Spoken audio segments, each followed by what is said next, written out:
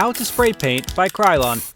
In this video, we'll show you how to turn your regular glass items into unique pieces by applying a stained glass, frosted glass, or mirrored finish with Krylon spray paint.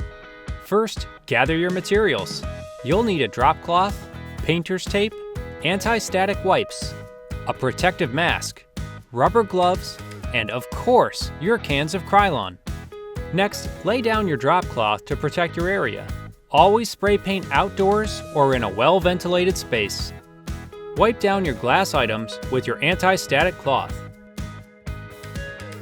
We're going to give this terrarium a stained glass look with a geometric pattern using Krylon Stained Glass spray paint.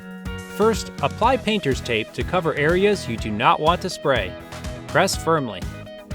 Shake your can of Krylon for 1 to 2 minutes. And spray 10 to 12 inches from your surface in light, overlapping coats. Apply as many coats as you like. The more coats, the more intense the color. After it's dry, gently remove the tape. Next, we'll add a frosted finish to the bottom of this vase with Krylon Frosted Glass spray paint. Tape off the area you'd like to keep unfinished. Shake your can of Krylon for 1 to 2 minutes. Then, add a few light, even coats. Wait 1 hour for paint to fully dry. Remove your painter's tape and voila! Frosty finish on the bottom, clear glass on the top. Now let's add a mirrored look to this glass bowl with Krylon Looking Glass spray paint. Remember to clean the surface and make sure it's streak-free.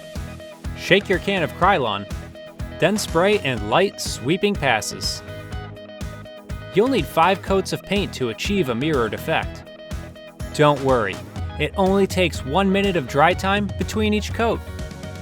Wait for it to dry, and you're done. That's all it takes to add a beautiful, custom finish to your next glass project using Krylon spray paints. Now it's your turn.